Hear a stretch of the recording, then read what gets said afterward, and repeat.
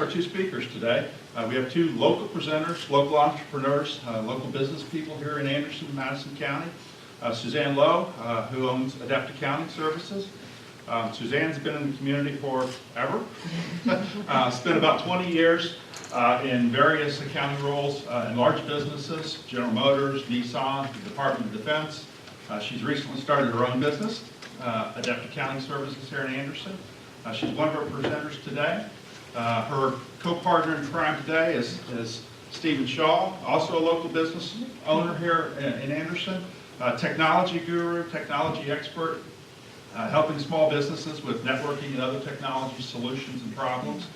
So together today they're going to tag team this topic, and hopefully we're all going to learn a lot. So with that, I'll turn it over. I'm not sure who's speaking first. But Hey guys, thanks for coming out and giving us your afternoon. What we want to do today is we want to educate you, we want to empower you, and we want to give you something to take away from this.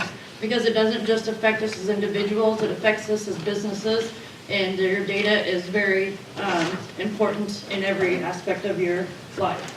So we want to talk about protecting data. Taxpayer data is the law. So I am required by law, by the Federal Trade Commission, to protect your data as an accountant. Now, as a company, you are required to protect the data of your clients. So the federal law gives the Federal Trade Commission authority to set the safeguards and the regulations that including tax return preparers. Protecting data is good business practice, and data security can protect your business as well as your clients. A theft may mean a loss of reputation, a loss of money, or a loss of clients' money. Our goal today is to help you understand basic security steps, how to take them, recognize the signs of data theft and how to report it, respond and how to recover from a data loss, and how to comply with the regulations that you're being required to perform against. So how many of you have heard the words encrypt, data intrusion, key logging, phishing, spyware, and social engineering? We got a few out there. So a lot of your data security can be breached because of something simple as a person doing something wrong in a CC field on an email. Say that you're sending a taxpayer's data out and you want to send it to that taxpayer on a secured email. You accidentally hit your tab key and it types somebody else's name and they see a return. Or we're all guilty of making mistakes, but the most important element of the information is security, that there are non-technical staff on your team, and that we have to make sure that we educate them to be aware of what they're doing and to constantly monitor their procedures and policies. Although there's a lot of emphasis on the digital aspects of data breach, it is equally important to understand that it can be internal, that people can steal the data from inside your organization. So there are policies and procedures that need to be followed, auditing that can be performed, and just a due diligence and having a plan of action will help you prevent this. So you can take basic security steps. Some of the things you can do are learn to recognize phishing emails, create a data security plan, review internal controls like installing malware, antivirus,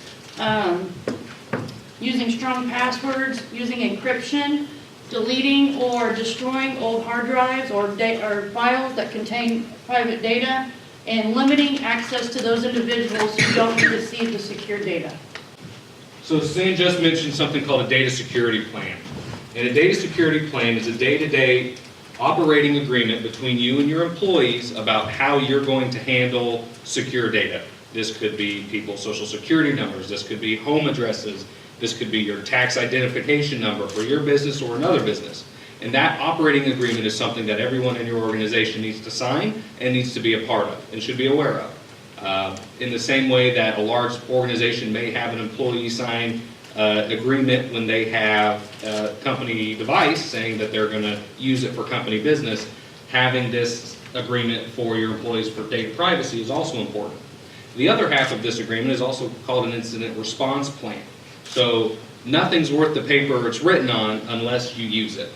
So having that original security plan is great, but what if something does happen? So the other half of this is then an incident response plan. This is something that's usually drafted with attorneys, and it deals with how you handle an incident should one occur. And this is something that even if you're not a real large business, you should have some sort of plan in case something happens. Because the last thing you want to do is, a bunch of social securities or card numbers get out, and then you're like, well, now what do I do? That is not the time to be thinking about what should I do. You should have a plan in place. Something else that you can do, back on the data security plan, a part of that plan should be training your employees. Suzanne mentioned that, incorrect CC fields can end up leaking taxpayer information. And you can put in the bottom of your email, well, if this wasn't meant for you, delete it. Well, once again, you're relying on people to do things that should be automated or not possible at all. And one of the ways you can do that is you can train your employees, and there's different ways you can do that. You could show somebody this video, but if they're doing other things while they do it, how much did they really absorb from it? So in the same way that universities and schools use standardized testing, you can do the same for your data security training. And there's a couple different options for that. Something else you should be doing is on the end of automation, why let employees be the end all for your security? You should have remote monitoring and management. So that way, in case something happens on your computer, it's not something that you have to notice. There's a system in place that notices a change. And with those changes, they should not just be preventative, they should also be reactive. In case something happens, then you can respond to it automatically.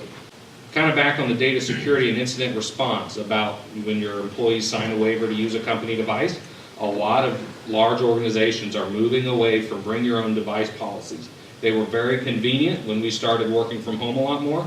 But what's happened is somebody gets their laptop stolen on vacation. What do? And there are ways to enable bring your own device policies and still encrypt data, but they're very expensive.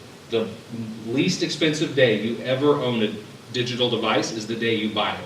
Because over the duration of that device's life, you could end up spending significant amount of money protecting your device and keeping it secure, even from your own employees. Making sure your own employees don't break the device. And lastly, something I wanted to mention, trade rules when you work with different organizations. So a lot of the organizations I've worked in with retail have been with PCI DSS, and that's the card security. And most people know that as the chip that's now in your card, as a way to prevent people from stealing that information. Well, when an organization has to take part in PCI, all of their partners who fall into that scope also have to take it into account. So let's take this and bring it to tax season. So if you're doing taxes, your partners also have to be following those same rules and regulations.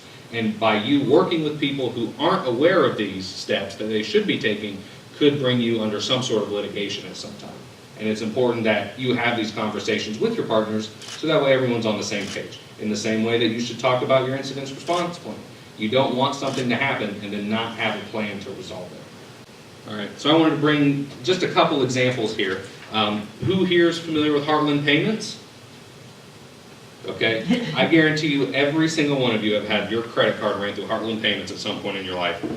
Back in the early 2000s, they were the biggest credit card processor that wasn't directly with Visa or MasterCard. Credit card processors, you probably know if you're in retail, but whenever you swipe a credit card, there's a fee.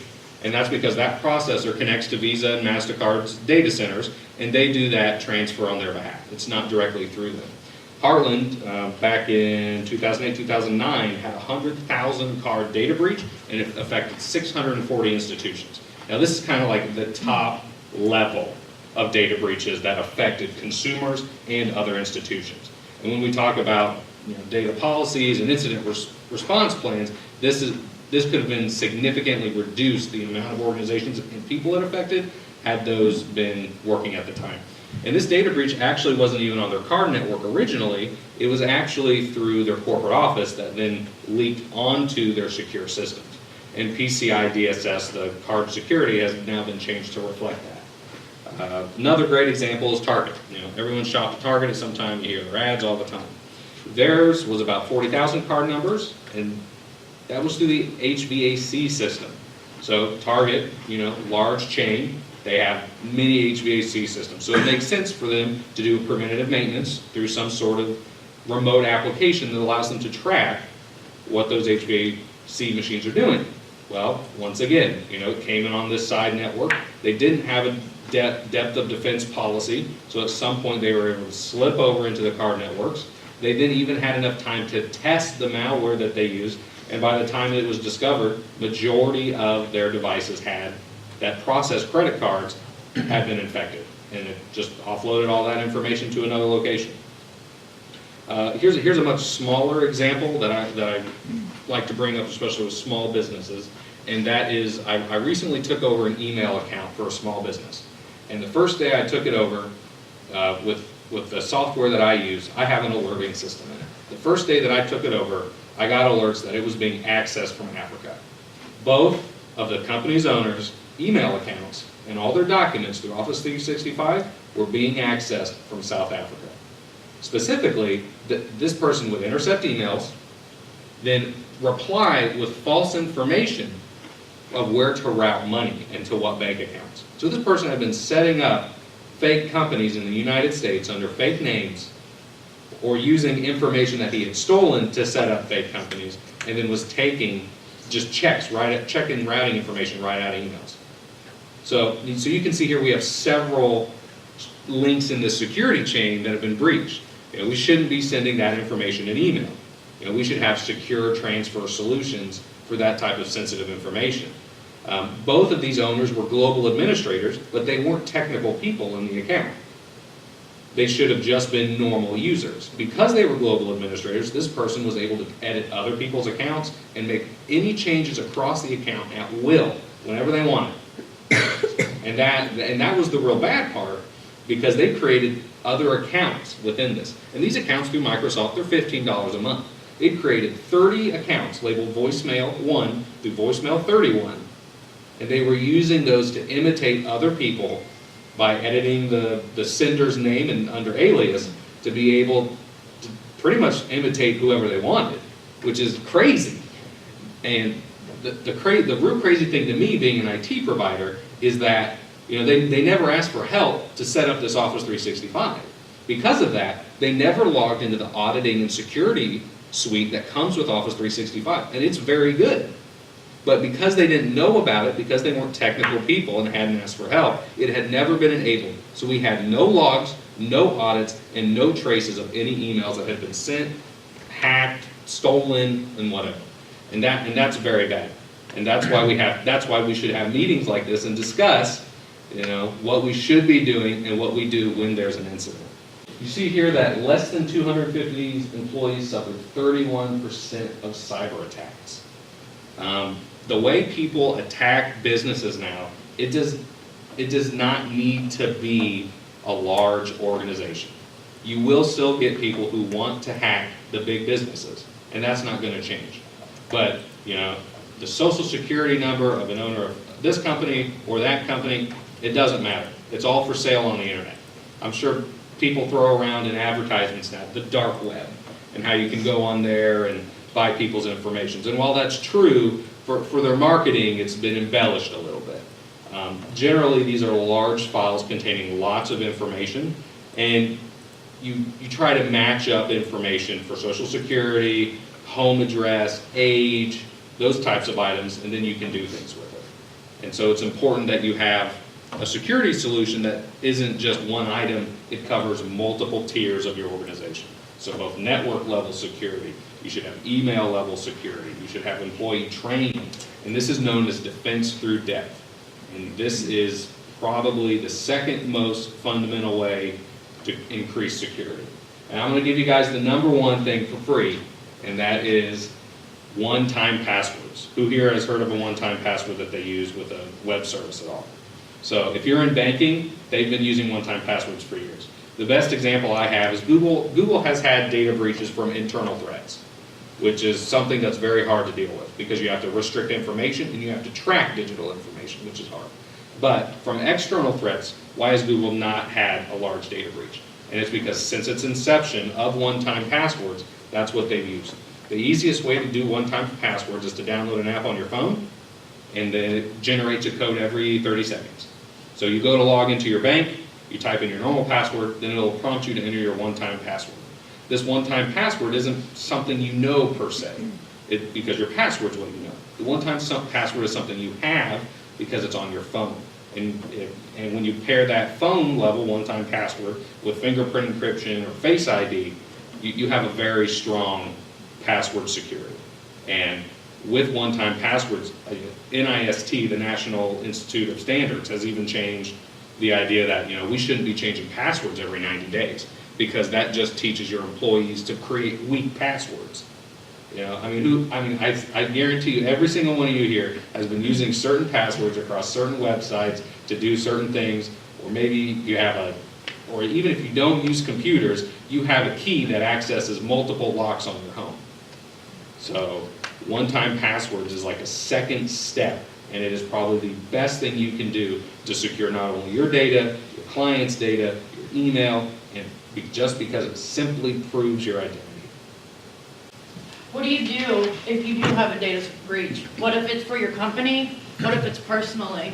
There is a slew of places you can start, but the first place you want to start is with your local law enforcement. You want to make a documentation of it, whether it's for, you're just calling them to come out. There's not a whole lot they can do, but you need to report it to have it documented.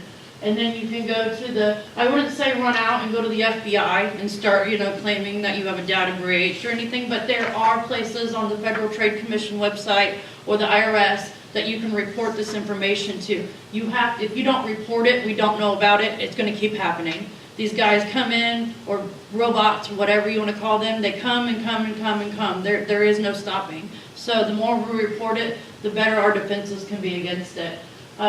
Make sure that you stay alert. Stay alert to what your employees are doing. Stay alert to how your business is accessing information. If you're going out to First Merchants Bank online every day, clear your cache.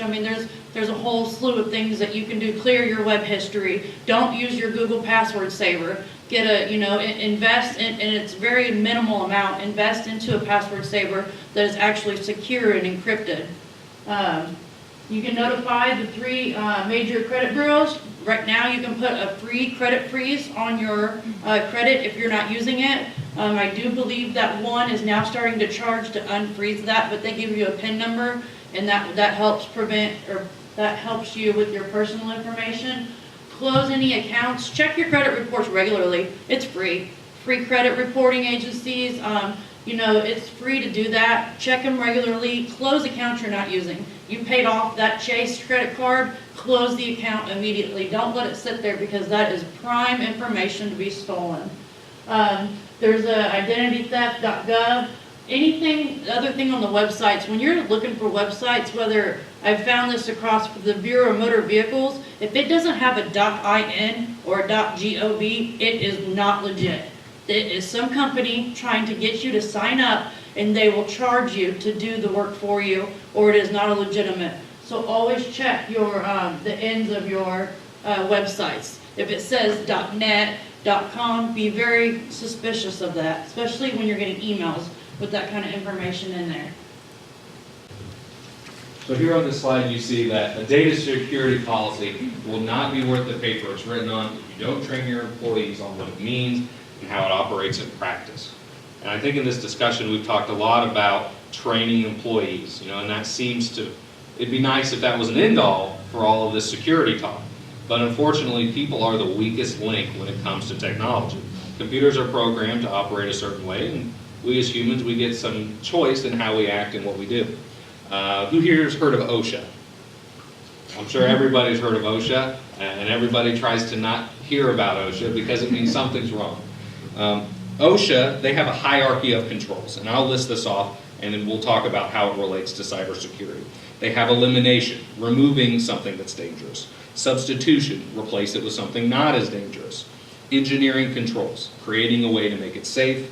Administrative controls, which would be people discussing about how they should use something from like their boss to their employees. And then personal protective equipment, which would be like, well, there's no way around this. There's no way around it to work on an electrical panel, so you're going to wear really big rubber gloves.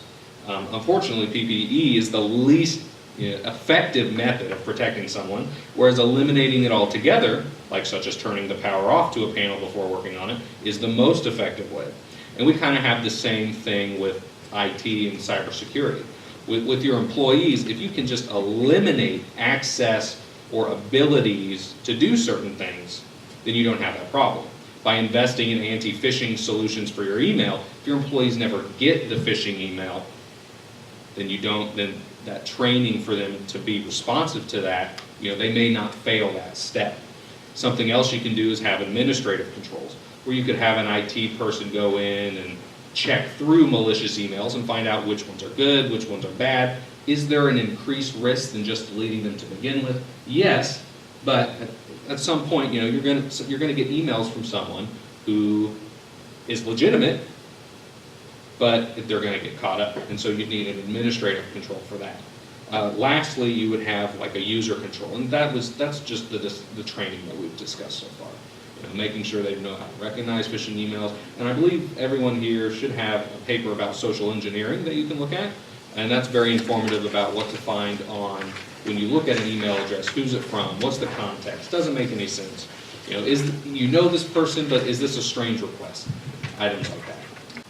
And then we have another short list here. Physical controls. Access to your networking equipment and your laptop should be restricted. So if you're not using them, they should be locked or at least secured to a desk. Procedural controls. Procedural controls are generally administrative, and so that would be like your incident response plan or your data security policy or your standard operating procedures with sensitive data.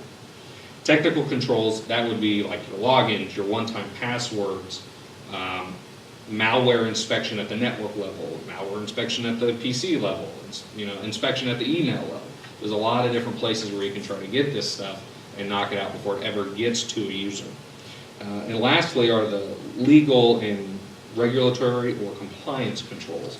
So when I talk about PCI, HIPAA is another one that people are familiar with, and something that in the United States we need to start working about is GDPR, which is the General Data Governance Policy that Europe just rolled out, where it doesn't matter what data you keep, you have to protect it, and have a policy to get rid of it, which is known as data governance.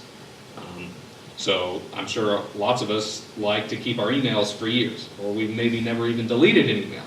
A lot of businesses now, unless you do something specific to that email to save it, all your emails are deleted after a year to 2 years, and really that amount of time is determined by their attorneys. What is your level of risk that you're comfortable with? Because if you get subpoenaed for information and you legitimately have it from years ago, it's different to delete that information once you get the subpoena, but to delete it before on a regular schedule on your plan, that's data governance. And so there's a lot of reasons why you should govern your data. So we gave you a list. There's some best practices. We had spoke with First Merchants Bank before we did this, and this was something that they give to their clients when they bring them on. Just about being proactive, use strong passwords, dual authorization, monitor. I don't know if we've said that enough. There's insurance. You can purchase insurance. I have insurance on me, on my client's data, and myself. I purchased it through Cooper Insurance. It's a professional liability. I have added it on. It is worth it. It is worth having that, because if that data gets out, I really need to make sure that it doesn't come back on me because of my negligence. And that's a big risk in a company, to make sure that your business owner's insurance policy has you covered with some sort of data fraud. Back up your data. So Saturday, I packed up my laptop from the office and I went home, stuck in my bag. My bag stayed in my car until Sunday night. I went to go get my bag out of my car and there was no laptop. I always lock my car. I have 2 little kids. We went bowling, thought maybe they grabbed it out of the car. I looked and looked and looked. I almost had a heart failure. So, was my data backed up for the last month? No. Was my computer password protected? Yes. Was anybody able to get into it? No. But it was the fact that the loss of my laptop might not be there with all of that data on it. So, you just have to, it was actually in the office. I came in at 11 p.m. on Sunday because I couldn't sleep. There was no way I was going to sit still until I found it. But it was actually at the office. But that, you never know when that might happen to you. And so you have to really be aware of what's going on in your surroundings. Because I'm thinking to myself, would somebody just get the laptop and the charger out of the bag? Wouldn't they just take the whole bag? No, they might not, because I wouldn't have noticed it for 2 days. If they would have just grabbed the whole bag, I would have noticed it immediately. So I think there's just different things that we all just need to be aware of, and that we need to make sure that we're educated on, and that we educate our counterparts. As Stephen said, lean on your IT administrators, even if you don't have one. You're a small business like myself starting up. I mean, invest the hourly rate to have them come in and just make sure those security controls are in place. That I am actually working on an SSL line, or that the internet isn't wide open up in my office on the Wi-Fi. I mean, it is worth just that $50 an hour is worth what it's going to cost you in the long run. We gave you another huge, big, wordy handout to take home for your nightly reading. So that's from the Federal Trade Commission. It's really just going over everything that we talked about, and it's a little bit more in depth. And there are other resources. So a lot of my information I get from the IRS publication, because yes, I love to read IRS publications. Been doing it for a long time, and they're my favorite. So IRS.gov, you can go to safety or training, and there's forums, and you can read on there. There's blogs. NIST, I don't know if a lot of people know about this, but there's a small business information technology website that you can go to. You can ask questions. They respond very well. It's in layman's terms. It actually explains it to you better than we probably are today. StaySafeOnline.org and fraud.org. Those are 2 places that you can get information. You can send your employees to, or you can report fraud yourself. It doesn't happen to you to be able to report it. So I hope today that we just educated you guys, and that we gave you some resources to be able to go to. Maybe give you a little bit more understanding of what there is about a business and private data that you're housing, or your client's data. And if you have any questions, you can ask Stephen. Hey, Stephen, I have a question. Yeah. How do you compare some of the email platforms like Gmail versus Outlook for security? Sure. So if you're on Yahoo Mail, get off of it. Yahoo has been Yes. hacked every couple of years for the last several years. Maybe not in totality, but significant portions of emails have been And lost. AOL. Yeah. AOL, any depreciated platform or something that's not, companies who are profitable invest in their product. And if a company is not profitable, they're not investing in the product. Google, even as a home user account, offers, one-time passwords for authentication. Google Business is also very good. With their sharing platform, you can time things. They have a lot of options. And then even through their admin panel, some of those things like data governance and things that you would find in like a much more expensive suite, such as Office 365 or even Exchange 2019 that's getting ready to come out, you could see those as well. But yeah, it needs to be a product that's being invested in, and something that's industry recognized as being something your business should use. That is the worst thing you can do. I've got all of my passwords for all 100 Sure, different accounts. sure. There's That- probably that- only that's 3 a good different question. ones. So, and that's something that I still see, even, I know a CTO who does that. The chief technical officer of this business still saves, now granted, his file's encrypted, he backs it up, he does the good stuff. But some of he does it on Windows 7, and Windows 7 hashing is known, which is how you store passwords in an operating system. There are ways to defeat that. I think the best answer is you can use password managers, or you can attempt to bring your passwords underneath one roof.